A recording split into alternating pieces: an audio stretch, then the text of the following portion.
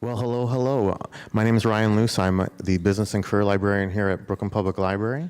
And tonight we are going to be having Loud at Night. And we're going to be talking about the music industry and specifically music venues and concert promotion. Here at the Business and Career Center upstairs, we help a lot of individuals start their own business. And obviously, as you'll see tonight, a lot of these individuals here have started their own business and partnered with other venues and have really created their own business as well. So we offer a number of services at the center upstairs, and if you'd like to have more information, we do have an information booth out at the front when we exit. So for tonight, our panelist is going to be starting with our moderator, Bill Pearis from Brooklyn Vegan. We have Ric, pardon me, how do you say your last name? Yes. Just turn it up. Oh my God. Leichtung. Leichtung. Yeah. From AdHoc. Hold on. AdHoc, a monthly print publication, which is the largest independent concert promoter in New York. He was also named the Village Voice's Best Promoter of Concerts and Cats of 2016. Thanks. We also have Stacie George. Stacie George is the VP of Live Nation New York. So Live Nation, she books concerts between 200 and 20,000 in New York and New Jersey markets. Specifically for around our area, it's going to be Irving Plaza, Warsaw Ballroom, and Gramercy Theater. Welcome, Stacie. Hello. We have Todd. Hello? Okay, hold on. We have Todd P. He is originally from Portland, Oregon, and he booked concerts in Austin, Texas before relocating here in Brooklyn in 2001. Oh, is it the other way around? I'm so sorry. I can't read tonight. I'm a librarian. I should know how to read. So he is booked, obviously, in Death by Audio, the Market Hotel, and 285 Kent. Welcome, Todd P. Hello. We have Sebastian Fried, who is the head booker for the Bowery Presents, which obviously books in New York City, Boston, Philadelphia, Atlanta, and Maine, and it started in the Mercury Lounge in the Lower East Side of Manhattan. Welcome, Sebastian Fried. And finally, last but not least, is Jocelyn Cooper, who is the partner of Afropunk LLC. Afropunk LLC is a web community and the #1 destination for alternative black culture. They have, obviously, every year here in Fort Greene, the Afropunk Festival, but has also now expanded into London, Paris, and Johannesburg. Welcome, Jocelyn Cooper. And Bill, take it away. All right. Am I on? I'm on. I never want to be the guy that's like blowing into the microphone. That's. It's got a windscreen. Yeah. Okay. So whether our panel who are up here want to admit it or not, there's a lot of competition among venues and people who book venues, and they want whatever band or artist it is to play their place and maybe not the other place. So I just like to take a moment and thank everybody for taking time out from hating each other to get up on stage together with us today. Okay. And as maybe a little bit of an icebreaker here, I thought we could start with some introductions. You can introduce yourself, say how you got started in the industry, and maybe if you can remember, what was the first concert you attended? Ric, if you want to start us. Yeah, I actually started interning for that man over there. He was a adorable 18-year-old. I know, right? It was terrible. Oh, my God. Yeah, I came to New York, was really excited, needed something to do. Todd was the only person who would book my favorite band at the time, which was Dirty Projectors. He was playing in, 30, 40 people shows or something like that, and I was just completely awestruck of the whole thing. Worked for Todd for a very long time, learned a lot from him. We ended up working together on a lot of different venues.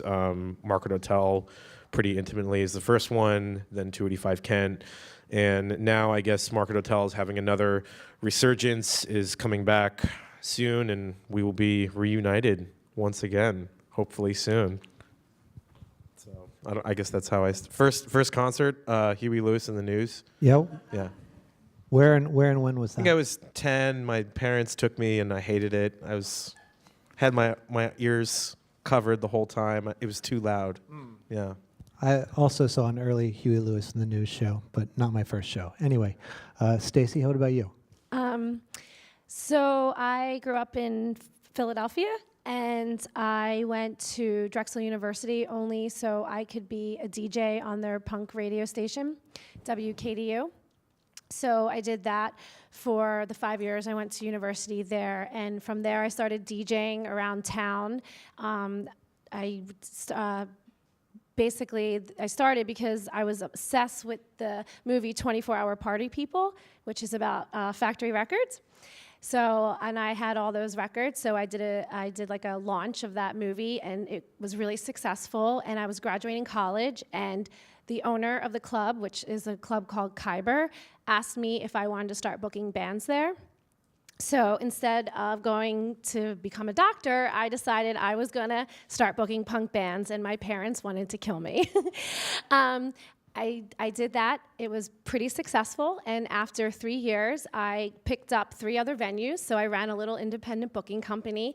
So I did that for 3 years, and then Live Nation actually reached out to me, and they recruited me to move to DC and be the club and theater buyer in Baltimore and DC markets. I did that for 3 years in one of my favorite venues of all time that I founded was a historic synagogue called the Six and I Synagogue, which it's still in existence. It's absolutely beautiful. They do lots of lectures and talks. And for example, I got to do Adele, her first concert there, and it's still one of my favorites. And then after that, they asked me to move to Philadelphia, where I booked in Philadelphia for 5 years, and I oversaw a couple talent buyers. And about 3 years ago, they asked me to move to New York and be the senior VP, where now I oversee, there's 4 talent buyers, and we do over 1,200 shows a year. It's a lot. It's a lot of volume, and I'm very honored to be here today. One thing, I grew up reading your email, your shows, and I was like, oh my gosh, Todd P's so cool. He books all the cool shows when I first started, so I was excited to be here today. Do you remember your first show? New Kids on the Block. I'll start with my first show. First show I went to that I didn't go with my parents that I wanted to go to was The Cure in, I want to say it was 1988 at the Starplex Amphitheater in Dallas, Texas. I got involved in doing shows because I was really into buying records, and some people that I wanted to see were coming to Austin, where I lived at the time, and couldn't get a show. And they were supposed to do an in-store at a record store, and the guy who ran the record store knew that I really liked them, and he was like, "Can you help me? Can you help me?" So I called around and tried to find a place for them to play, and actually failed. And that was actually for Elliott Smith and the Softies, and nobody could they couldn't get a show in 1996 in Austin, Texas. But and I wasn't skilled yet enough to force one. But the next time that happened, this other band I was really into, which is less remembered, called Rocket Ship, was coming through town, and another band called Henry's Dress, and they needed a place to play, and I was working at a coffee shop, and I remembered the coffee shop had this sort of failed upstairs business that was just sitting there vacant. So I asked. Well, actually, I didn't ask. I just did it. And I didn't yet know what a PA system was or anything, and we tried to do the vocals through like a home stereo system. We didn't have a mic stand, so we taped a microphone to a broomstick, and yeah, so that was how I began. Yeah.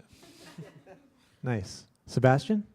I was working at a nonprofit for years that did voter registration at concerts and festivals, and we had a great board of directors with a lot of promoters and managers on there. And the more I talked to them and got to know them and saw what they did, I kind of realized that was what I wanted to do. So I started managing bands around town and booking their shows, and then I'd kind of get in with the venues and start booking as many shows as those venues as I could.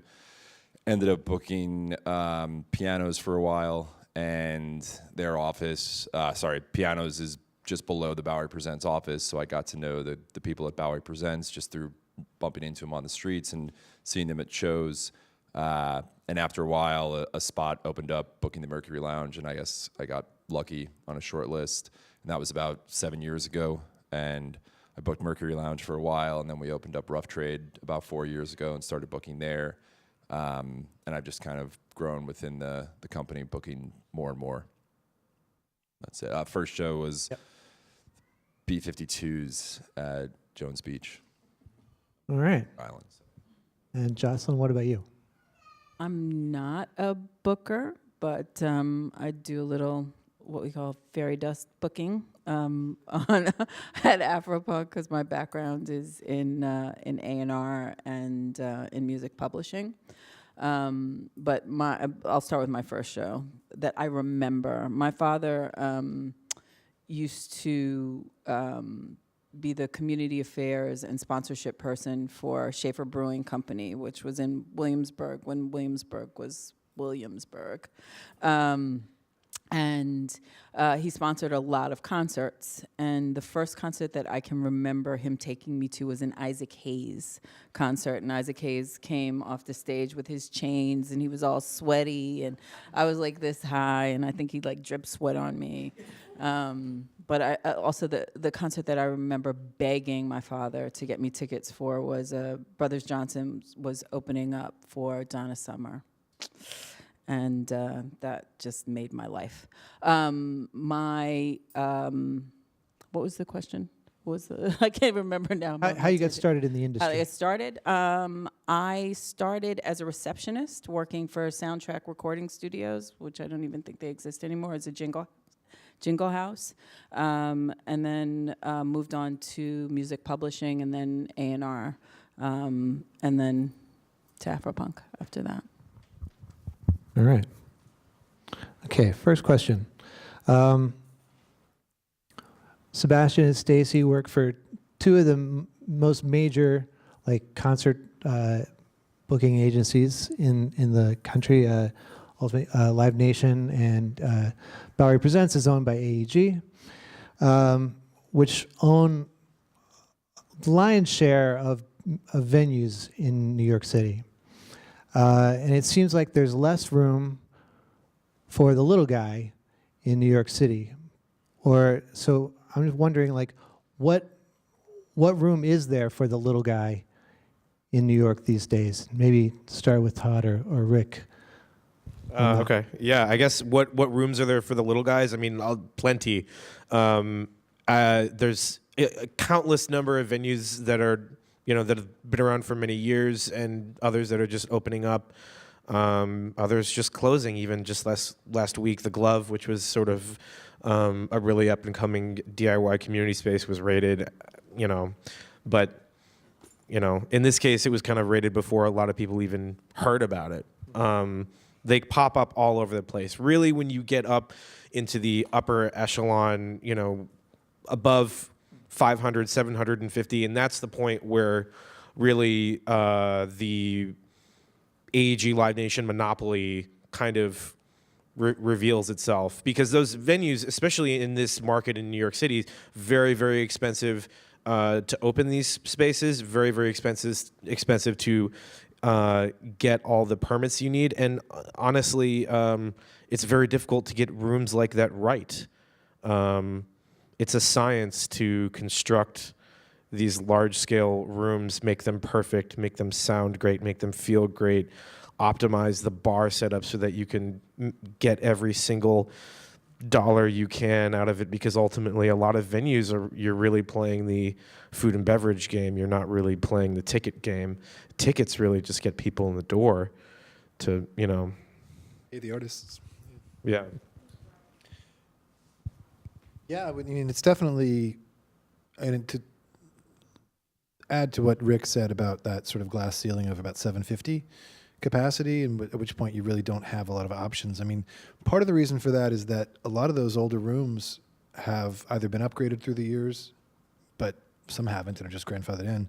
It's very difficult to achieve the sort of code compliance required for a space of that capacity and that magnitude. I mean, the fact that Bowery Presents has actually sort of created a number of new venues of that size is pretty admirable, because it's a hard, I mean, just now with Brooklyn Steel as well, like, it is really hard to create a room of that size and to get the city to sign off on it. You know, they see it as risk, rightfully so. And, you know, it is, and it's not as if this code is a stable playing field. It's an exponentially growing level of compliance that you have to deal with to make a room like that survive the city's scrutiny. And, you know, God help you if something gets in the news that goes awry in your facility, because that will be the end of it. There is very little tolerance for anything happening at an event of that magnitude that is, you know, in any way off the rails. So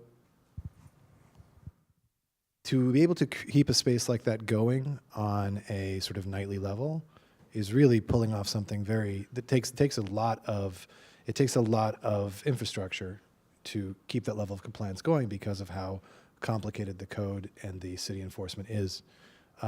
Unfortunately, I do see that level of difficulty moving down the ranks. It's not just, used to be over 1,000 people or so. You got into that kind of level of enforcement.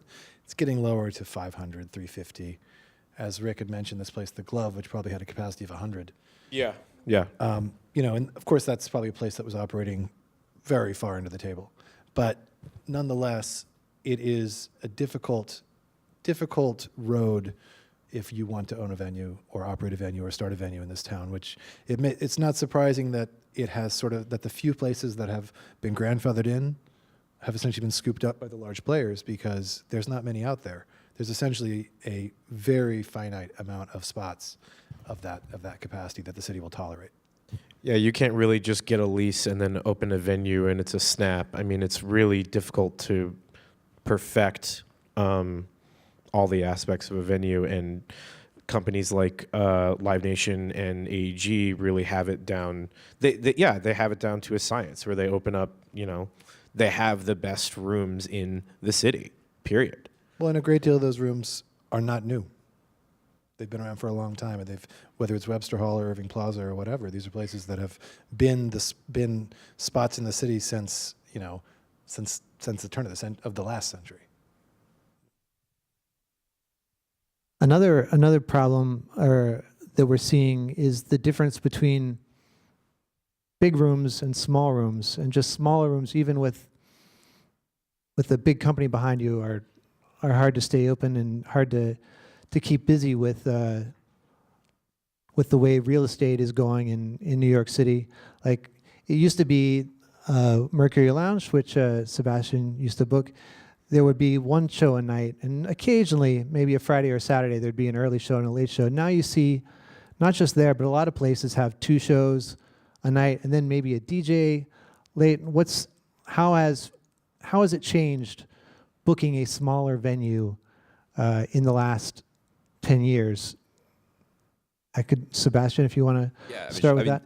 I would say that the 2-show at Mercury Lounge thing developed not from us trying to do more shows. It came more from when bands wanted to play, and that was more because Mercury Lounge was sort of seen as a showcase venue. A lot of labels and managers and everyone tries to showcase their band there, so they want them on at 8 o'clock. It's like, well, you can't have a headliner on at 8 o'clock and then just have the rest of the night dead. So it was like, let's do the showcase early and then the fun local party show late kind of thing. But I think with the smaller rooms, I think there's just more competition at that level in New York City. Like, that seems to be where you've got, rooms that have been around forever, like Mercury Lounge, and then constantly new ones popping up, like Rough Trade and Baby's All Right and Market Hotel and DBA coming and going and things like that. And that just seems to, part of it is that's where the competition is, and part of it is because the DIY rooms of that level are just really hard to keep open because of, permitting and the city cracking down on those places. Yeah, I mean, you really can't make any money when you're only selling if you're working on a 250 cap venue. You're psyched if you sell 250 tickets. You're over the moon. Usually, somewhere between 50 and 150 come, and then you kind of get a sliver of what comes in through the door, and then you get, after your bar costs and your overhead, you get a sliver of what comes into the bar. And smaller clubs on the DIY level are definitely forced and compelled to do doubles, triples even. A lot of DIY venues feel compelled. They have to do, even parties that go past 4 a.m., which is not legal at this time. Because there's incredibly high premiums and a lot of money to make, doing things illegally, and a lot of organizers feel compelled that they don't really have a choice in the matter, and it's really in the name of sustainability.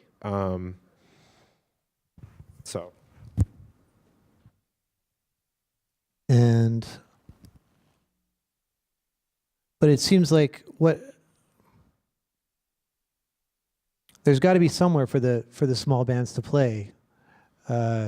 So I don't know. It's got to be so tough, I would imagine. Yeah, it is tough, but if you look at a festival, it's like there's only a certain number of spots on the festival, and then there's just a sea of other people that don't play gov ball, and those are the people that are playing in the tiny venues. And it's really a bunch of bands. If you look at tickets as inventory, it's like a bunch of people going over scraps, basically. And then you have this situation where you get into bidding wars with other promoters, and it just becomes very cutthroat, and it gets to the point where just nobody wins, and it hurts the livelihood of the community that supports it on a day-to-day basis. There's certainly, among the sort of small legion of small clubs doing, 60 to 80 people a night, if they're lucky, really more like 30 on weeknights, and some of these little places, there is a sort of haves and have-nots separation between people that have sort of achieved that level of buzz, by which you can then essentially you can tread water at that level or get much bigger for a long time, while many people continue to struggle below you in the virtual unknown. A lot of clubs, a lot of small spaces are trying to make lightning in a bottle with these little bands, and it is hard because it has become more expensive to run even very small places because of enforcement and because of rent. And the desire to book every single night of the week is an obvious one, for the purposes of A, there's a lot of people out there wanting to play, but B, because you really do need to try and make your numbers. Unfortunately, I have to say, with a lot of these smaller spots, they are operating at a loss on a lot of those evenings where they're taking gambles to operate. It can be a tough time right now in New York City for smaller spaces, and will that alleviate in the near future? I don't know. They'll probably be, further sort of washing out of some of the high watermark of spaces that we've saw in the last 5 or 10 years. But really, it's about the pressures being a different game altogether than they were 15 years ago, 10 years ago, 25 years ago, when it used to be, essentially very low impact to run a room where you let bands play and sold beer. Now that is a complicated proposition to pull off. Another issue is it seemed like 15 years ago, the Lower East Side or Williamsburg, where a lot of the clubs were places where if you happened to live near a club, you sort of knew what you were getting into. These days, it's not so much the case. How is that? I mean, and that to me seems to affect smaller clubs who don't maybe have the ability to have soundproofing or whatever, that would affect them more. I know Sebastian, Rough Trade sort of had its issues when it first opened. You guys had to close down for a little while. I know Babies has had some problems there. What about, can you guys talk on that sort of level of just dealing with the encroachment of the different kinds of people that are living near clubs as opposed to, say, in 2002 or even 2007? It's certainly a different city than it used to be. We live in the post-311 era. Not to mention a city where the average folks moving into a lot of these new neighborhoods, the average sort of new rents being signed on new leases are astronomically higher than they were 20 years ago. There's still a lot of people that have been there a long time, but unfortunately, the way that the sort of overcookedness of a place like Williamsburg or the Lower East Side has caused people to keep moving out, the sort of ground zero for where these little shows are happening now is in areas like Bushwick and Bedford-Stuyvesant and Ridgewood, where there never was sort of the vacancy or warehouse area that you might have had in the old days of Williamsburg. I mean, Jocelyn, you grew up in that neighborhood back then, and it was a different character than what you might find in terms of density, really. It is, and it baffles me sometimes that people move into those neighborhoods because they were really attracted to culture, and then the culture that brought them to the neighborhood they want to sort of push out. Oh, yeah. Yeah, it's crazy. It's but there is definitely a sort of a difference on a more cold-hearted practical level of just sort of the nature of the neighborhoods that these places are trying to grow in now, and how close you are to residences, and also how aware people are now of the gentrification process and what that means, and therefore there's sort of a natural and honestly deserved hostility towards places coming into their neighborhoods. So it's not just these whiny yuppies in their condos complaining on their 311. It's everybody in the neighborhoods being much more in tune to the idea that they do have a voice and they can say something. And unfortunately, club spaces, venues, being particularly loud neighbors and also just particularly high-profile neighbors, tend to be a first recipient of that kind of pushback. So it is becoming a much more difficult game to keep a place like a small room open. And because of enforcement, a lot of the small rooms are essentially being forced to follow the rules that used to only apply to much larger rooms. There used to be a big cutoff between 74 people and above. And almost every club in the world that of all the ones, even Mercury Lounge back in the day, but certainly Brownies and the places of that score back in the 90s, they were places that didn't have what's called a public assembly. Public assembly is what you see in this room: sprinkler system, fire alarm system, those little strobe lights on the wall, 2 exits, lead exit signs, all these things. It's called a public assembly. It's good stuff, but it's expensive stuff. And it used to be that most of the clubs that a lot of this sort of blossoming of the New York music scene happened in didn't follow any of that stuff. I mean, I guarantee you when CBGB's opened, it didn't have those things. And yet now, and people used to get away with it because most nights it was 30 people, it was 50 people. But what made it actually work on a financial level is that every once in a while, every other Saturday, there'd be 250 people in that room. Now, because of, certainly it's gotten worse since the ghost ship situation, which makes sense, but also just generally speaking, because enforcement has gotten stricter in this town, if you're ever going to have that many people in your room, even if it's just once in a while, you better follow that code for having a room that is legal for 250 people. And unfortunately, the financial burden of that is very, very high. And while at the same time, so people are trying harder and harder to try and have their places be full, while most of the time hitting that 30 people, that doesn't cut it. Right. And it's a very difficult slope for these tiny places. And we're even just talking about these tiny places here. We haven't even talked about the larger rooms that Stacie and Sebastian and Jocelyn you're taking over an entire park. I mean the costs that go into creating a safe space for people, legally as well as it's astronomical.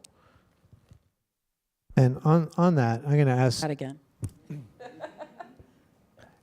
Speaking of safe spaces, with what happened in Manchester recently and at the Bataclan, that has changed, and that has changed security. And I think people who went to Governor's Ball last weekend saw that, and I'm curious to know how that has affected, or how it's going to affect Afropunk, but also just venues, the venues that you work with as well. It was interesting.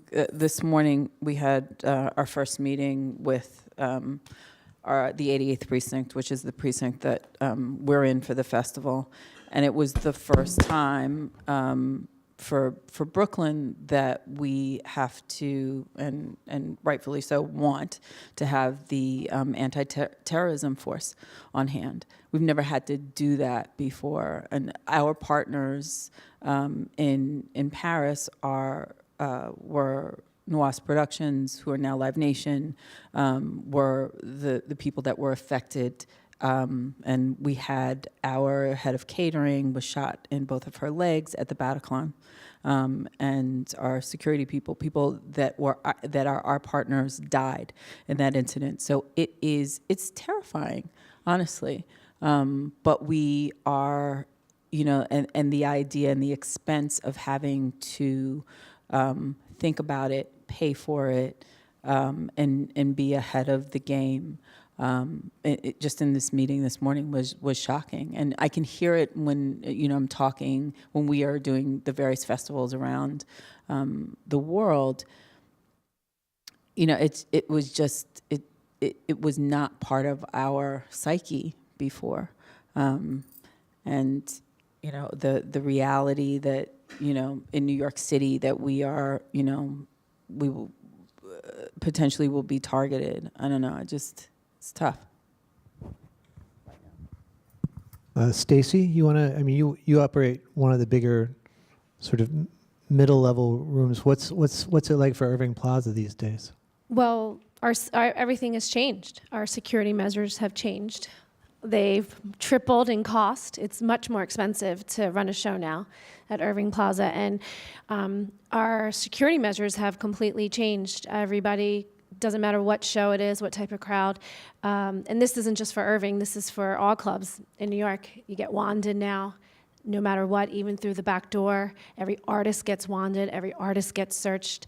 Even if they have their friend with them that wants to come through the back door, every name has to be given to us in advance. Live Nation as a whole, especially, with what happened in Manchester was a Live Nation show. We are, from the smallest level to arenas and amphitheaters, our security measures have completely changed. And it makes it much more difficult in terms of making any profit off of the show, because when that changes, it gets more expensive. And that's harder. It's really hard on our smaller rooms. Something like Gramercy, it's a sliding scale of 400 capacity to 650. Well, you triple your security costs per night. That's the difference of us making $1. So that's been really tough. And when I did the Roots Picnic in Bryant Park last year, I must have had 40 meetings with the NYPD, anti-terrorism, things that you wouldn't think were a big deal, such as a sponsor wanting to come in and they wanted to do some sort of like drone with a camera. No drones are allowed in New York City parks, which I learned a lot. It actually was. It was a grueling process, but I learned so much on how the people, the city of New York, how hard they work to protect the people that live in New York, just when something is going on, like a festival, or even if it's a parade or something, but a block party. Yeah. I don't think the general public or a general ticket holder even has any idea of the magnitude of meetings when it comes to security that you have to have, and the expense that comes with that. Like the sheer magnitude of security. Yeah, and the number of police, the number of and that's a cost that gets put onto the producer. So it gets put onto Live Nation. It gets put on to you guys, I'm guessing, or Bowery. It doesn't matter who it is. And And that concerns me, because it's going to get to a point where it's going to keep on becoming so expensive that the tickets have to become a certain price, and then they can't sell because no one wants to pay that price. So it's a scary time right now. For us, because we have a low barrier ticket, and we also have an earned ticket at Afropunk, and we keep our tickets low so that we understand that Afropunk is really the first festival that many people will come to, and we understand that our audience may not necessarily go to as many shows as other people, as other consumers do. It is the biggest challenge for us financially, outside of, rising artist fees, which is a whole nother conversation. But yeah. Sebastian, what about for you? You booked 2 venues in Williamsburg. You booked Rough Trade and Music Hall of Williamsburg.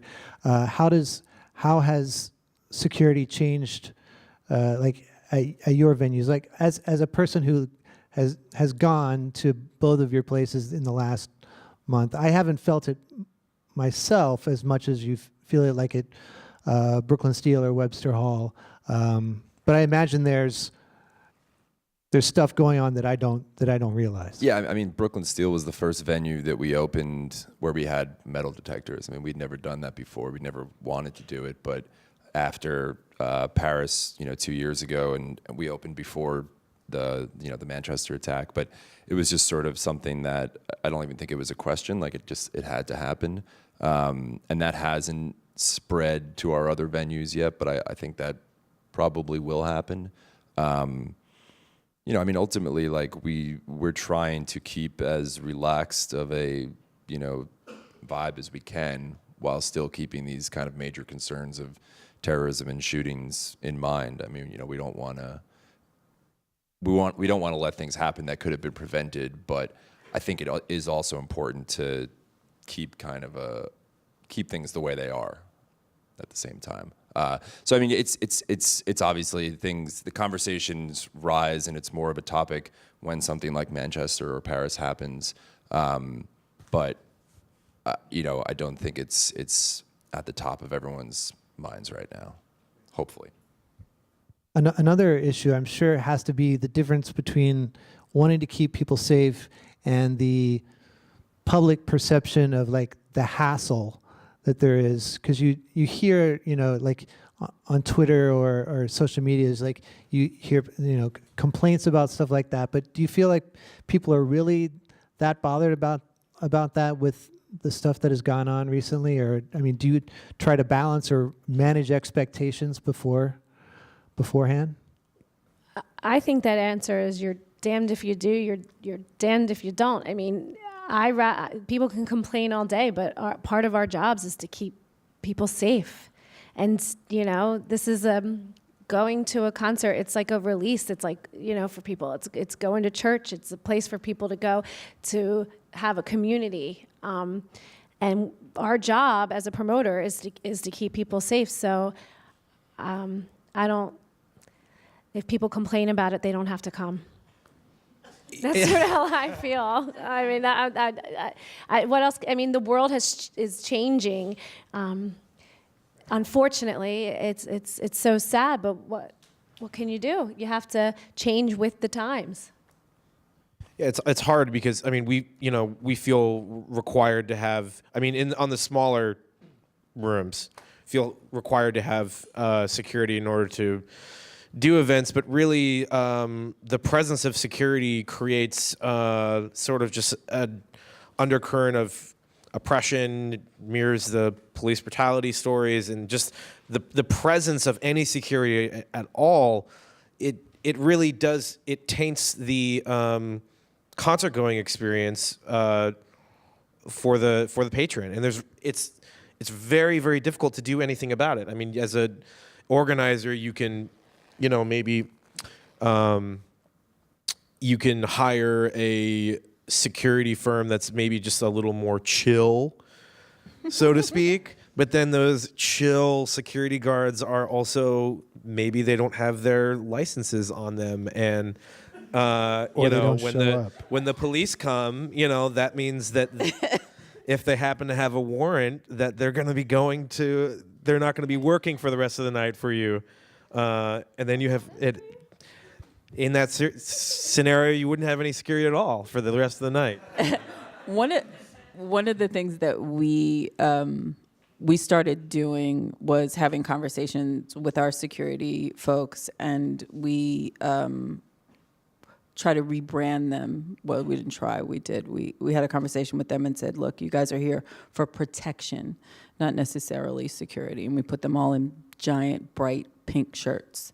And to help them to our community, particularly our community around the police, feel more comfortable in our space. So we put a lot of thought into that. I mean, regarding security particularly, you know, I've always been a firm believer in the sort of powwow with security. When they all get there, make the guys feel that you are aware of their work, but also let them know that there is a sort of protocol you expect and an attitude you expect that's positive. You know, my experience with security is that 90% of the events that these people work are not fun in the way that we would like to have them to have our patrons have fun. And so it's important to let them know that, hey, I know you've dealt with situations where, you know, things are more tense, but let's take a step back and look at what you were dealing with tonight, and what kind of event we're having, and how this is kind of a gathering of people who really want to be here and are really lovers of what they're seeing. And let's try and let's just try and have a really nice, polite, and cheerful take on things. And I find that if you sort of get to know the people working for you on that level and have that kind of conversation and be clear about the fact that, you know, hey, let's take a light hand when we can, that you'll get that in return. Unfortunately, though, I mean, obviously one of the issues with security is as much as it affects the patron's experience when the security is heavy-handed, it also affects the promoter's experience, because as much as it's my job or Ric's job or anybody's job who's promoting a show to be making sure that all of the things are running right in terms of being on time and the right vibe and the right music between the acts and the right lighting and everything else to make it just a good experience, you're also worrying about these 4 people who really work for a different company and are used to working in very different environments, and trying to get them to stay on target for the kind of experience you want your patrons to have. And that's a job in itself. Very specifically speaking about security in terms of terrorism, I mean, you won't find somebody who is more, you know, critical about how security often operates than me, but I found that after the Paris attack, you know, we did incorporate pat-downs. And, you know, it's something I've always hated, but and I expected my audience and Ric's audience and the people who just came to all these shows to react in a very hostile way, but, you know, people understood and did feel safer for it. I know it's an unfortunate circumstance, but that's unfortunately how it is.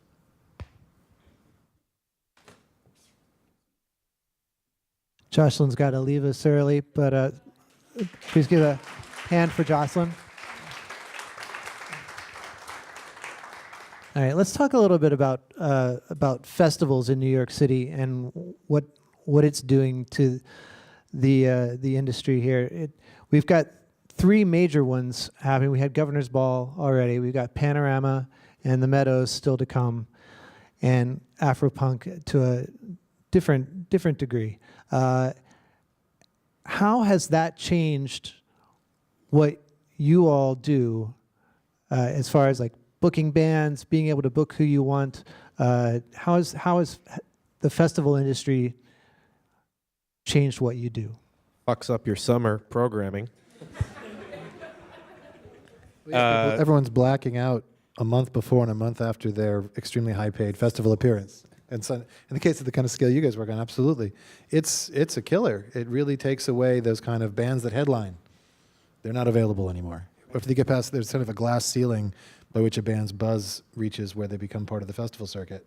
And unfortunately, that used to be the people who really anchored those up and coming new acts, they would play on a headlining gig with somebody from another town who wasn't a big deal yet, and that would make people come to that show. And now putting those shows together with that kind of anchor, especially on like the 500 to 1,000 person level, it's hard because a lot of those bands are not available because they have these radius clauses that have made it impossible for them to be booked. Yeah, I mean, it's definitely, it's hurt our summer calendars as far as shows that we do at Central Park, Prospect Park. You know, these clauses for a band that's playing Governor's Ball saying they can't play Terminal 5 in February, or they can't play music. I mean, it's the clauses each year seem to get bigger and bigger. And, you know, ultimately, like, it's New York City. There's enough bands, like, you know, I'm not crying a river or anything. Like, there's plenty. I don't think anybody's feeling like a lack of shows. But I think more from like a band point of view, like they're making a decision to, you know, New York City is most likely the most important show they're going to play all year. And they're making a decision, do we want to play it at a festival at, you know, 2 PM on a Sunday, you know, to maybe a lot of people that aren't our fans, or do we want to make it this big special show at a, you know, 500 club venue or a 2,000 club venue that's theirs? So to me, it's probably, you know, affecting bands' careers and decisions maybe more so. But it definitely does, you know, lower the amount of certain types of shows that we can do throughout the year. Stacie, you have anything to add on that? I mean, you have it maybe a little bit different, because like with Governor's Ball, like there were like Governor's Ball After Dark shows that you guys put on, and but anyway. Yeah, it's tough, you know, compared if this was Philly or DC or Baltimore where I booked. I mean, it would be 10 times worse on the venues. But New York, I try to focus my team on alternative programming. We are not going to survive every night. We have to be booked every night in our clubs, and we're not going to survive every night on indie rock or the cool stuff that is playing Panorama, Govball, or Meadows. So we have to be really good at knowing all different types of genres and booking it all. And the best thing about New York is that if you lose a show or a band, there's another one that's going to come around, because it's New York and there's so many people here. It definitely has affected us, and we've had to re-strategize on how we book. You know, lean on even, you know, more dance nights, or, you know, we do some hip hop DJ nights and stuff like that we might not have historically done at Irving, that will do well for us. And the radius clause, it hurts us all the way up to the arena and amphitheater level. I mean, some of these artists are being blocked out that would have usually played for either us or AEG for Madison Square Garden or Barclays. And, you know, I just always say, thank goodness I'm in New York, because it's the biggest market, so there's always something going on. But it's tough, yeah. How do you all think it affects like the average like concert goer? I mean, I feel like I would rather see my favorite band at a club show or even an arena show than headlining a festival. So, you know, yeah. Well, also those festival guarantees drive up guarantees on every other show, so it's making your tickets more expensive, because the band can't afford to ask for less, because then they won't get offered more next time. on a different kind of festival question, today starts the Northside Festival, which is in various clubs. If you don't know what it is, it takes place in North Brooklyn, so that's Williamsburg, Greenpoint, Bushwick, at clubs all over, and you can either just buy tickets to individual shows, or you can buy a festival badge. But that's going on now, and we lost the CMJ Festival.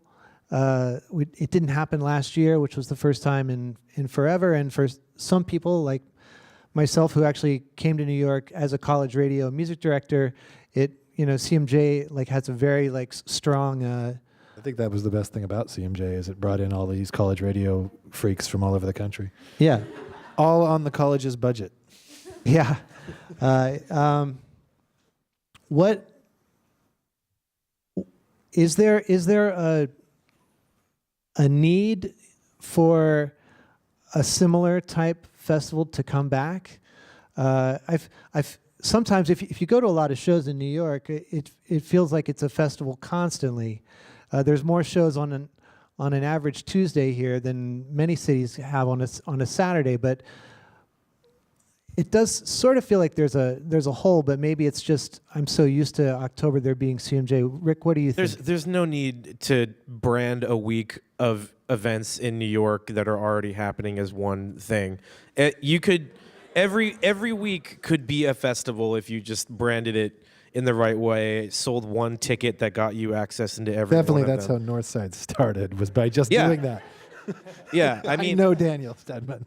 yeah, I mean, we at what AdHoc does now a lot is we really concentrate on the small club circuit, and the majority of Northside's programming, even though it's not their flagship programming, is a lot of these small clubs. A big chunk of their festival this year, it's just AdHoc shows where they buy a percentage of the door to allow for badge holders to come in. It's, they definitely do create a lot of really special opportunities. They do get some fly-ins. They pepper in a little bit of extra dough, which, is a really, it makes some things happen that might not have normally, but ultimately, no, there's no need for any of this. I would say, No. I don't know. Maybe this year will be the exception, but at the risk of sounding rude, I have always said that, at least until now, when it's gotten sort of a higher level of attention, Northside always kind of lowered all boats in terms of the attendance at shows. There were so many shows going on, but it wasn't enough added excitement to really make the shows bigger, and there were more of them. So maybe a show would actually do worse that week. But that's not necessarily always going to be the case. But it certainly was true for a lot of CMJ stuff. I remember a lot of CMJ shows just being like ghost towns because there just wasn't enough press to go around. It's not South by Southwest. But would New York benefit from having a South by Southwest? Could Northside merge into something like that? Never been the biggest fan of South by Southwest, but I think that certainly there's a beauty in bringing that many interesting people into town at the same time. Sebastian? Yeah, I mean, I think from a promoter level, I agree with everyone, and it'd probably be more useful to us in August or January when our calendars are a little slower. But I think from a band perspective, something like CMJ more so than Northside, it gives bands, especially international bands, the ability to come over and make a little bit more of a splash in New York when they can't really sell hard tickets. So if you're an Australian band or a British band or even like a Californian band, if you come to New York on some random week and try and play 4 shows, you're probably not going to sell any tickets. No one's going to notice. There's not going to be any press around it. Where if you come during CMJ, it's more likely that some of these international countries are going to give you money to get you there. Those 4 shows will be presented by bloggers, promoters, I don't know, shoe companies, whatever. There's just more press and a little bit more attention. So, I think the one saving grace of CMJ every year was that there was 3 to 4 bands that would come out of it that everybody knew that week before they didn't know. So for bands, I think, especially far away international bands, like they're hurting because of the lack of it. Whereas, I don't need CMJ in the middle of October to help fill my calendar. I would say that just to expand on what Sebastian was saying, the main thing that I think these things bring is to bring in, again, there is all of this sort of cultural, international cultural capital money coming from these foreign governments to support their acts, and they don't want to just spend it on South by Southwest. So for New York to have an opportunity for these particularly state-funded acts to come over from the Netherlands or Scandinavian countries or New Zealand, well, that's something that doesn't happen every other week of the year, so that's a pleasant thing. And CMJ did have a way of sort of bringing every single college radio DJ in the country into town, and that is lacking now that you don't have that kind of draw, because everyone I think would take a paid New York City vacation So if that's going to be the case, let's bring interesting music people. But Yeah. Though as far as getting international acts, it's been tougher recently because of all the visa issues. It feels like CMJ, when you see that a band from the UK was coming, you always sort of put a mental question mark. And, we'll see whether, 2 days before, whether they play or not. will they find merch in their suitcase? Right, yeah. Speaking of how every week seems like a festival in New York really, with all respects to Nashville and Austin, could be considered like the live music capital of the world. How is all your jobs different than if you worked somewhere else? Stacie? Well, here it's so interesting because I not only like in DC or Baltimore and Philly, I would have to, compete to get the show, but then I get the show and I have to live by the guarantee, and nothing did, agents were always disappointed. They're like, why is this show not doing as well as it does in New York? And I'm like, because it's not New York. So that would be tough. Here, I think it's very competitive. It's hard to get the show, but if you actually get to be the promoter of the show, the band alone is either going to be hot or not. I mean, you can promote we work so hard on marketing, don't get me wrong, to get the word out there. But I don't feel this guiltiness in a way where if an agent will call me and say, your show's tanking, you're a terrible promoter. Well, probably I'm not, because it's New York, and if you're not selling tickets in New York, I can ultimately look to any other city, because what's such a great thing about working for Live Nation, it's basically an encyclopedia of knowledge. So no longer can the agent or the manager call me and say, well, I'm getting paid this in this city, this in this city. I know. So it's sort of, I'm very educated on what the band is actually worth, and I can also see the ticket counts from all the past, all the history from any band. So a lot of times I can then go, well, if you're only at 500 tickets in New York, let me check Cleveland, let me check Boston. And then you realize, oh, I'm double that count. So in that regard, that's made it a lot easier. But it's just a very competitive market in terms of being able to actually get the show confirmed.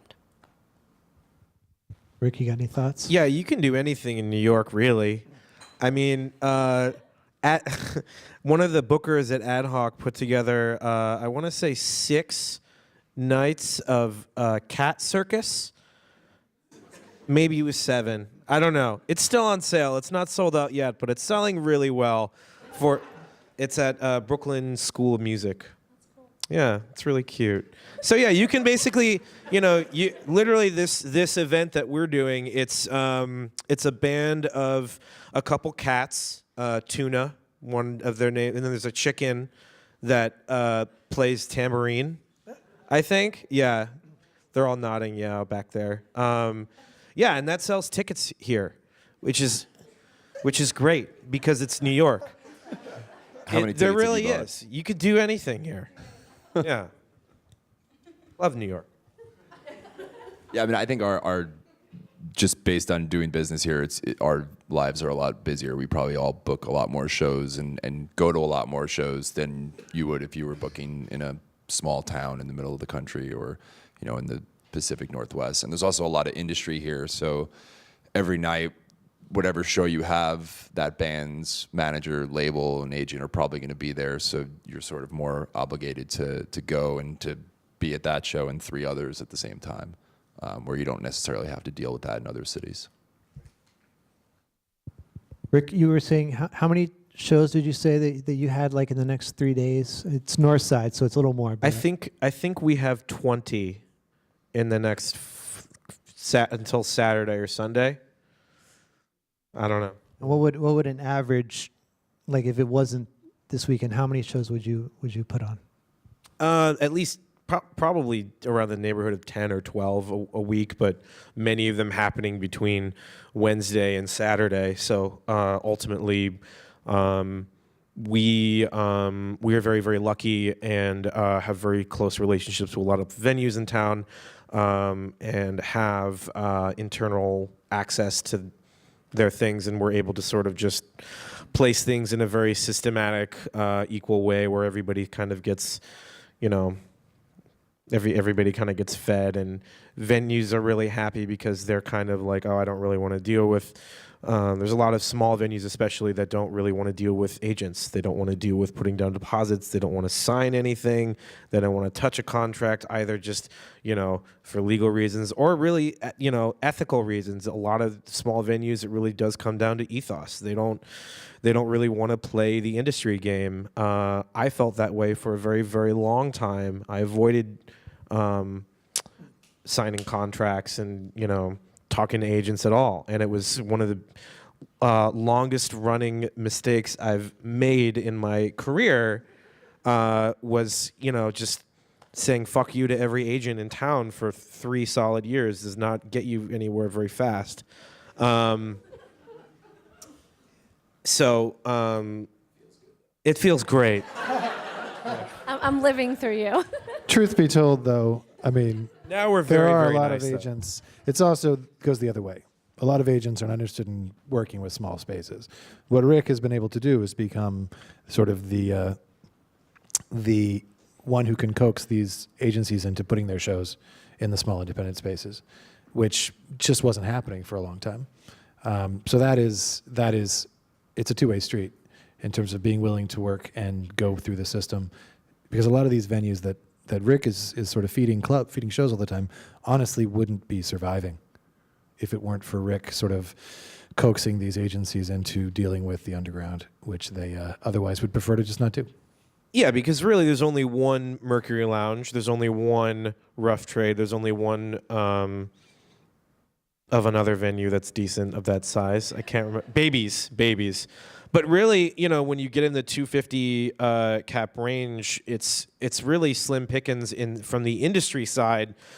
Agents look at those other rooms that I go to and are incredibly beloved and close to my heart and my absolute favorite places to go. They look at them and they just see a bunch of shit, and they get angry when we ask to put shows in venues that seem less desirable to them. But they don't often, and I think what Ric's been able to prove is that those guys don't always have it right in terms of what the audience wants. Because a lot of the spaces I think that some of these shows would be going to are spaces that the audience really wouldn't prefer to see the show at. But from the agency's point of view, these people sign contracts. They have predictable, tech writers. They have clean backstages. They have parking for vans. They have all the things that a venue on paper looks like it ought to have. But what these other spots have is heart, and also are doing the shows that don't touch booking agencies with a 10-foot pole. And so I think there is really a place for somebody to come in, as Ric has done, and really kind of be that level of professionalism that can be laid across what is otherwise sort of an underground, unprofessional community. What is it like with Todd and Ric? Both of you book more deal with more niche programming than maybe Sebastian or Stacie do in some ways.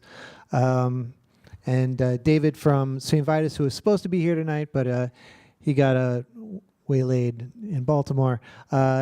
It's a slightly different experience. What's it like these days, booking a drone show or a avant-garde jazz show or a drone avant-garde jazz show?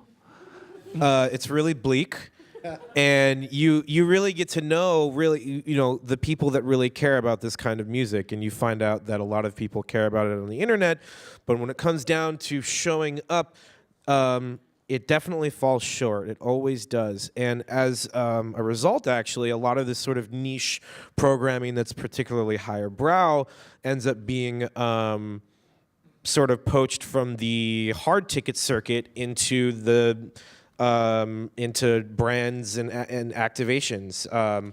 Red Bull Music Academy is a great example of, they've been able to harness a lot of the best overlooked talent in the hard ticket zone that, a lot of people, like, a regular talent buyer would look at it and they'd say, I don't really know if anybody wants to listen to this music. They're able to actually patron the artists in a way that that we're unable to, really, just simply because, again, the margins all around are really slim. Our profit margins, artist profit margins, venue profit everybody's just making so little. Well, and that recreates on a different scale that same glass ceiling of acts that are sort of in the festival circuit. Granted, in this case, a very different, much more niche festival circuit. But it once again poaches the bands that would be headlining those already hard to book shows.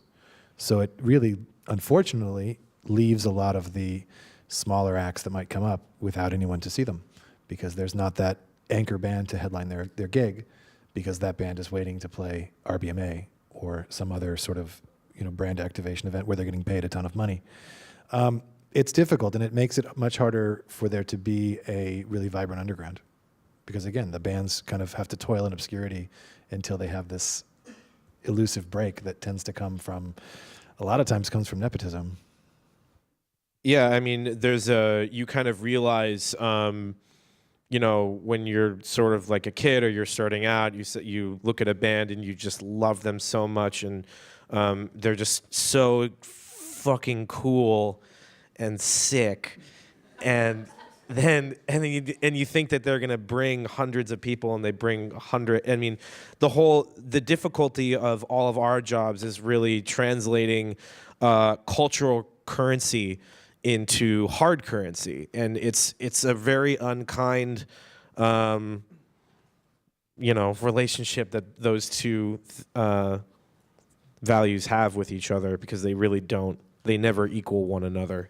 Well, and not to mention how satisfying, it might be satisfying to fill a room with people who are very in the know and cool, but those people are also a huge pain in the ass.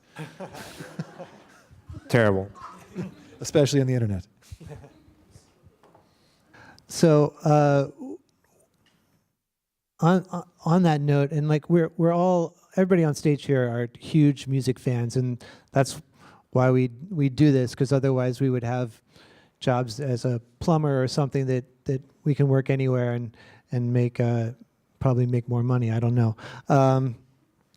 But what does New York need to do to keep the sort of music community vibrant and alive and going, despite all the everything that's against it, which seems to be almost everything these days? Anybody got a thought on that? That's a heavy question. Hear you guys talk about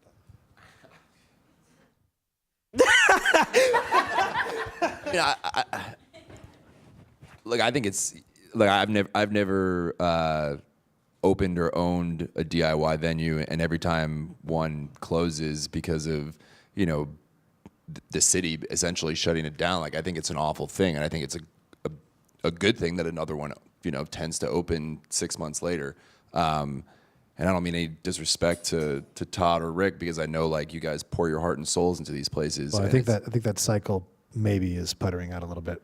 That is true, but I guess what I was going to say is that if you look at the calendar of shows that happens in New York on a regular basis, like any night, there's constantly music to go see, and there's always.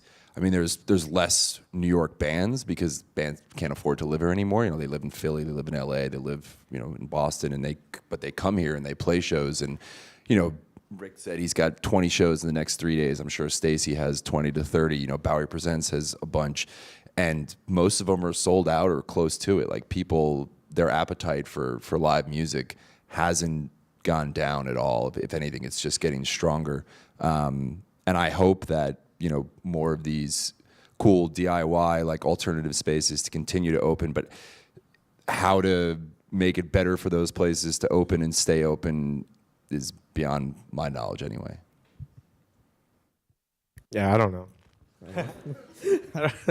Yeah, I mean, it really does start on that scale, because starting out, I mean, any band, you're just not going to draw anything really. I mean, maybe the first show you'll get really lucky, and all your coworkers will come, and maybe like your mom will come, and like, you'll get like 20 or 30 people, which for your first show is actually like pretty decent,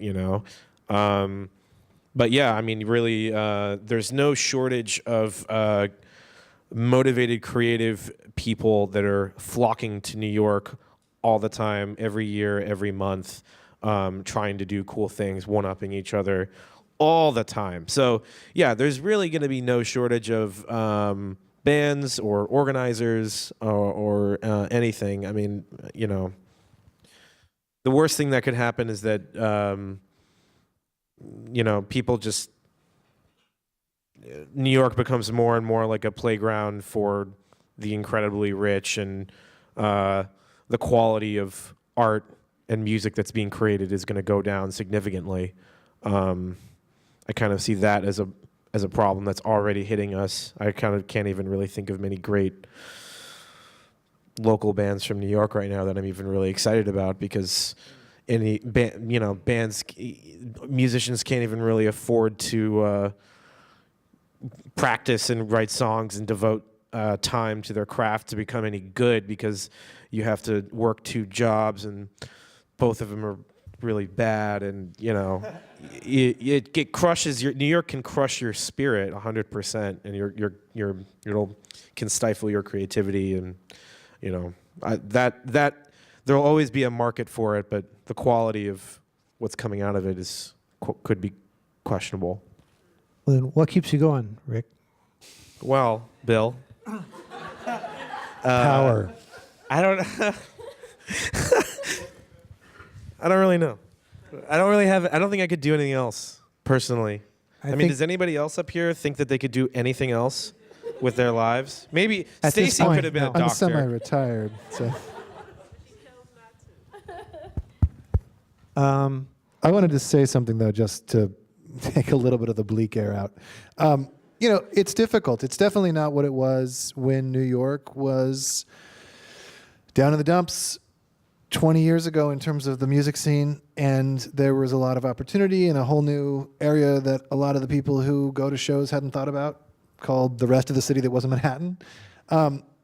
Not to say that didn't have its pitfalls, but the fact of the matter is there was a sort of blossoming of the scene, because suddenly it was like, oh wait, I can make it work and be a creative person and live in a cheaper rent area of town than I used to think was possible.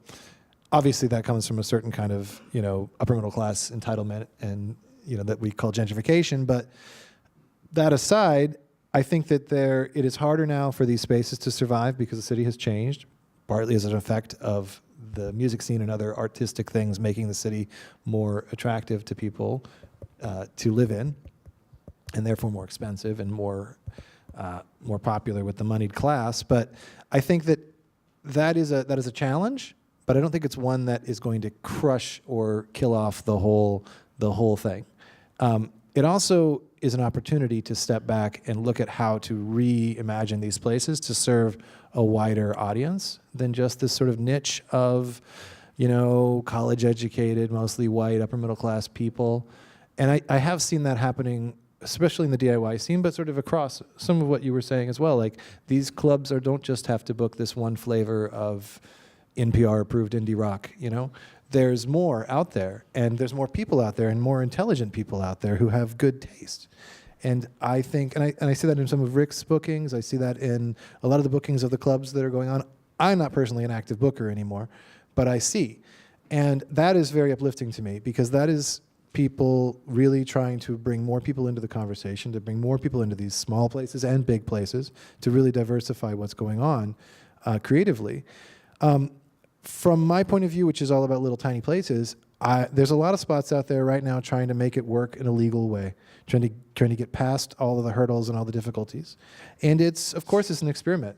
And sometimes it looks like it's an experiment that sometimes has sets a fairly negative example. I mean, my own experiences with running 2 spots that are fully above board in this town have been difficult. It has been hard. We've had our setbacks, but I believe and know that these places will prevail. There are success stories with other models, places like Silent Barn, places that I hope like Shea Stadium, which should come back to life sometime in the near future, in a different location. There are other spots that, like Sunnyvale and Alphaville, that have sort of come out of the kind of ethos that I, was working within in a more underground way years ago. I think these are all examples of how you can make it work, how you can create sustainable spots. And I don't think it's done yet. And I think that if anything will come out of the sort of setbacks that, my spaces have endured and some other people's plots have gone through, is shared knowledge, learning how to navigate this new environment, which has been, unfortunately, a little bit of a shifting landscape, especially after what happened in Oakland, but also, as we all mentioned, the recent terrorist attacks on concerts. But we live and we learn, and I do think that there's enough demand here, as Sebastian pointed out, that these spots will persevere. And I tend to think, as hard as the city is to live in, there are still hustlers here who make it work. And those are the people that I'm interested in seeing in my spaces. And so I believe that you can hustle yourself and make these spots exist no matter the difficulties. And maybe we'll be proven wrong. Maybe it'll be a bleak future and there'll be no art or music in the world. But I don't see that happening. I see it as being a changed landscape, but nothing's ever the same from one year to another or 1 minute to the next. So we live and we move forward. All right. I think we'll open up the floor to some questions. If there's anybody that has one, raise your hand, and I'm gonna he'll come around to you with a microphone. And let's go here first. Gentleman in the front was the first. What's up, everybody? My name's Amani, by the way. I just want to know what's the best piece of advice you can give to someone who's trying to build a music venue. Trying to build a music venue? Yeah. New York? In New York. Manhattan? No. In Brooklyn. Have a lot of money. Well, I would say be thoughtful about your location before you sign your lease. Talk to people who've done it before. Yeah. Find out what you really should be looking for, not just in the lease itself, but in location and in where you are. Enforcement and neighbors are different where you are. Go to some community board meetings before you're in front of the community board presenting your venue. See what the people there are like, see what they don't like, see what they're supportive of. The community board can make or break you, even if you've got all the money and the permits and the name and the connections. If the people there don't want it, then it's not going to happen. So that's the first thing to kind of get out ahead of. On a similar follow-up question for me, what if people are interested in getting into the show booking profession? How do you recommend starting? Just Put doing together it. some shows. Yeah, don't even try to talk to booking agents. Also, just start with your friends. Step back one. Go to a lot of shows. Yeah, Discover who locally you like and is good. Put together a show on a Tuesday night at some venue that's not that big of a deal. And I guarantee you, if you offer them a fully formed show that's going to do okay, they'll take it. I also think my success comes from doing everything.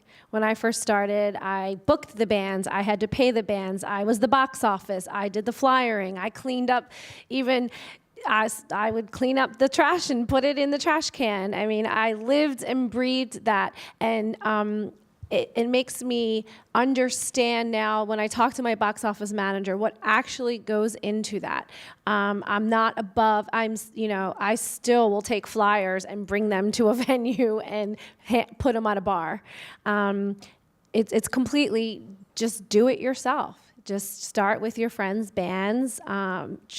Flyer it. Try to make it happen. Put it on the internet. There's no stopping you from doing that. And there's plenty of spaces and small venues in New York, Brooklyn, Queens that would love to just have bodies in the room. Yeah, because a lot of these venues are actually super lazy also. So if you talk to them and you say, oh, I got these 3 bands and it'll probably do okay, they might do it. You might not get a Friday or a Thursday or a Wednesday. But it's, super good shot. Also, if you can teach yourself how to do sound and you do have access to sort of DIY venue, that can definitely subsidize a lot of your cost for going into the room. Yeah. All right. What other questions? That guy over there? Hi. My question is kind of regarding when legal issues pop up, either as a venue owner or a promoter.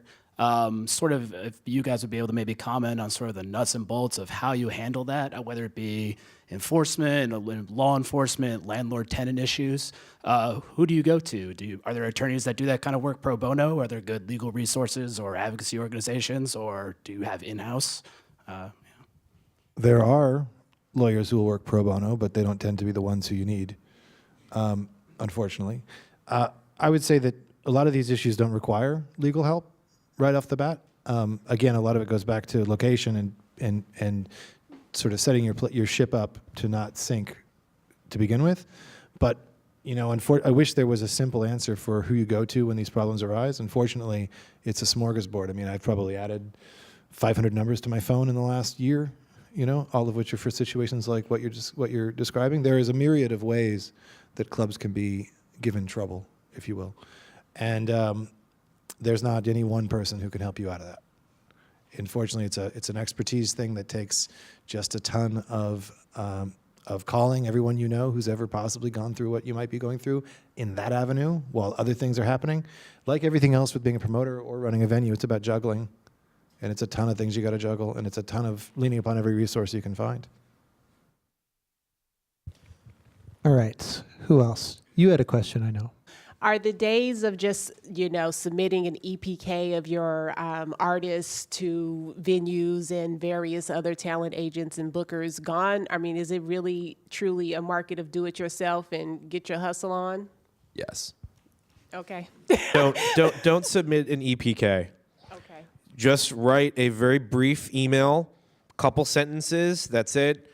Flashy EPK as either a PDF or something like that. That's a big warning sign on the talent buyer end that they put a lot of effort into making that EPK. Okay. It makes you look like you're not what you're claiming to be. Whereas if you just are acting as, I think you'll get a lot more traction out of presenting yourself of the size you actually are at that minute. Okay. I would focus on socials, your social platform. Instagram, Facebook, Twitter. It depends on the genre where we'll research certain genres fall more towards Twitter, some go more towards, but I tend to I tend to use those as my research. If somebody reaches out to me, SoundCloud as well, I'll go to a lot, or Bandcamp, but I can't even tell you the last time I opened up an EPK. Okay, I appreciate it. Thank you. All right. Let's go there. Sorry. Make you go deep with the microphone. Hi, my name is VJ, and I'm the co-founder of the Underground Concert Series. And my question is, how do you make your event attractable to sponsors? Like, how do you get more money for your show so that you can actually put it on properly? We're all looking at you, Stacie. I wish I knew that answer. My life would be a lot easier. It's a similar question to how do you get a cell phone company to put their tower on the roof of your building? They come to you mostly for having something they want. To be honest with you, on Live Nation, we have a whole sponsorship department. So a lot of times it's the talent buyer maybe being told, this tour is going to be, if it's a Live Nation tour, this tour is being sponsored by this company, or your venue is going to now be branded as this. And so I'm unfortunately not privy to those conversations. As an artist, I feel, though, a lot of times with sponsorship and branding, they go directly to the artist they want to be aligned with. more so than a particular concert. Would you guys agree with that? Yeah, and I think the thing with sponsorship is like, if you want sponsorship, that means that you may not necessarily have what they're looking for, and if they're looking to work with you, then you're probably gonna be like, I don't really need sponsorship. You know, it's like they want to own something that's already cool, and then you're probably not gonna want sponsorship involved. Or you have something that you think is cool, but you need money to help it get it off the ground, and they're not going to be in tune enough to want to be involved in something like that.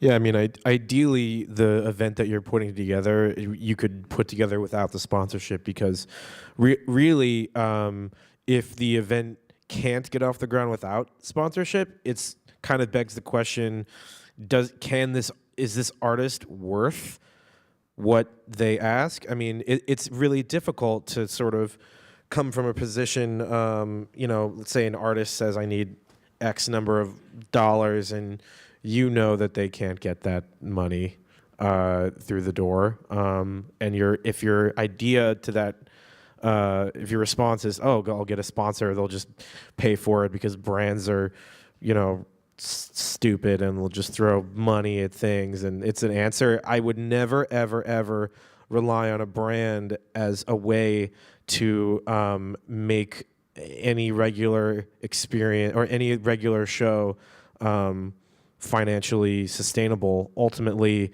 you need to base your events on, financial sustainability.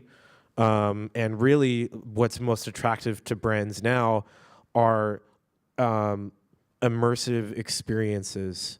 Not just someone playing at some venue, or it's not even, oh, we'll have like some huge artist play at a small event. That's not even enough. You have to have a whole installation, a concept, a narrative, a really super sexy space with like really awesome lasers, and like seriously, you really have to go all out to court the kind of sponsors that you might be looking for. Not like it was 10 years ago in this town. No. I mean, I would say, sorry to interrupt. I was very quickly though, to say on a very straightforward level, like if you really are interested in finding sponsorship on the kind of emerging small level of events, it's about nepotism. Get to know the brand rep, hang out, go drinking, do whatever you have to do to be their buddy, and they will throw you that 100 cases of Pabst Blue Ribbon or whatever it is you're searching for. But, we're not talking big numbers that they're going to give you. A lot of times with, even if in our case, if we have a company present, sometimes sponsorship doesn't equal financial dollars. A lot of times it's collateral. It's a trade for marketing, because, it's a unique way to try to get to the consumer to want to buy a ticket, and that trade will be worth it to us to give them the naming rights. So sometimes if you look at sponsorship, not necessarily in a financial way, but just a way to get the show out there, to connect with the brand, to then come and help promote your show. All right, we'll take a couple more questions. We'll go right there to that gentleman. Thanks. There's another big trend in music, and that's the one we all know, the transition from CDs to streaming. And I wonder whether and the sort of consensus that the artists are not making as much money from streaming as they were from CDs. And I wonder whether this transition is something you feel in a way, in terms of how you interact with artists and their leverage and what it means to be famous. And so anyways, maybe it's a complex question, but I'm wondering whether, do you often think about this transition from CDs to streaming and how it's affected your business? On my level that I've worked in all the time I've been involved in music, we're not talking people who ever made money selling music. So the fact that now they're not selling 10 CDs, it's not a big deal, really. I mean, people cry about it, but honestly, it's at my level, it doesn't really affect anything, although it does affect a lot of complaining, mostly by people who run record labels. But on the larger scale, when you're talking about sort of like people on the radio or aspiring to be on the radio, then I think for sure there's a difference in the revenue model, and that's why you find ticket costs to be so much more expensive than they used to be, because that's where they're making their money. Sebastian, what do you say? One of his venues is in a record store. No, I mean, I would say that for most artists, their live aspect of their career is everything, is their entire revenue. So ticket prices are higher. They beat us up over offers, to get more money out of the tours. More people are trying to get involved in every aspect of their career to reap those, benefits from live music. But on the positive side, and people complain that artists don't make any money from Spotify, and they don't. I mean, it's not a fair system yet, or maybe it never will be. But I mean, labels have been ripping off their bands forever, even when it was CDs or vinyl or whatever. It's not a huge difference now that artists are getting screwed by their labels. But I think that it helps us in the sense that it's a lot easier for people to hear music, and that makes it somewhat easier for us to sell tickets. All right, one last question. The lady over there. Do you guys see an uptick in the trend of having more parties or DJ nights or electronic nights? And does that change your concept of what the alternative spaces are in New York, and perhaps the judgment of whether like DIY spaces are fading out, or we need more of those types of things if they're being replaced more by places like Bossa and Jupiter? All right. Sorry, just want to clarify so you're asking, are we seeing more of a market for electronic music crossing into like hard ticket stuff, like a concert? Sort of. I mean, I think that we're talking about a lot of DIY venues and DIY history and like band culture. But at the same time, you're talking about how a lot of bands, and I'm just using air quotes at this point around the word, aren't really able to afford like living and growing in New York. And that's probably, I think we can maybe agree, not the scene that's really emerging right now. It's not like it was a few years ago when we had like Dive and Real Estate and like all of these kind of like DIY indie bands. Like, it's not a guitar culture these days, or it doesn't feel like it is as much, and maybe I'm just blinders.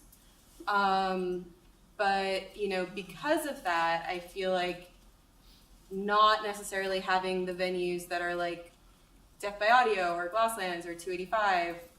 285 did a lot of electronic music, for the record. Did do a lot of electronic music, and and maybe even was sort of a beginning of the trend you're referring to, which is sort of that becoming. I mean, I think for the longest time the electronic scene was not interested in the DIY club scene. There was a preference for playing ridiculously expensive Manhattan venues. True. And that has changed.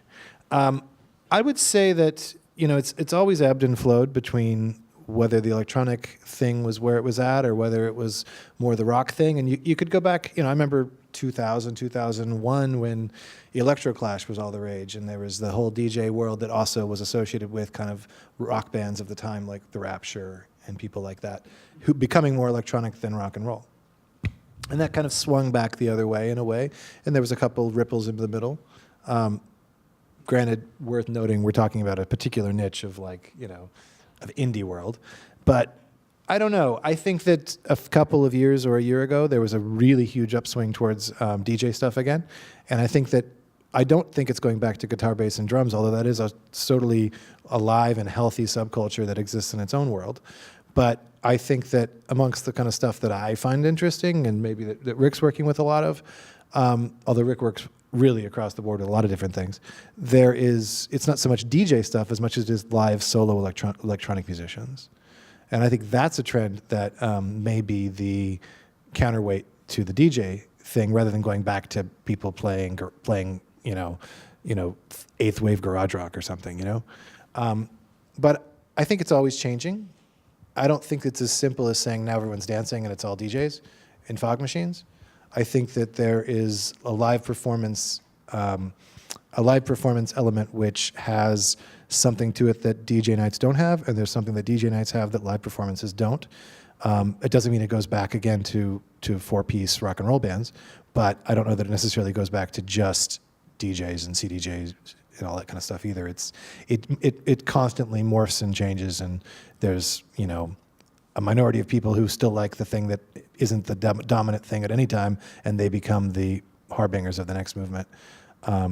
But I would say that generally speaking, for electronic music to be back in the to be in the DIY arena, or what was once that, is a positive development and good.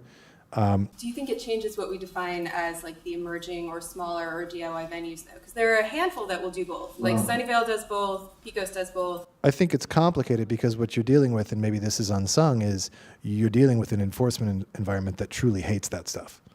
Truly hates that stuff. Yeah. Only seconded by their hatred of hip hop. And I think that to say that that's somehow going to keep the DIY scene alive is very short-sighted, because if anything, it's hastened a lot of these places being closed. And I'm not saying that's anybody's fault, but it's a fact of life. So no, I don't think it's the shot in the arm that the small clubs need, because it's hastening their enforcement. Because those are later night events. They're unfortunately a lot of times, rightfully or wrongfully, associated with drugs. They're louder. They have bass that penetrates walls. And I think it's creating a situation where a lot of these clubs are being shut down, unfortunately. And I mean, it's really great to see that there's less of a whitewashing in the, you know, in general of like what's really popular and what people really like.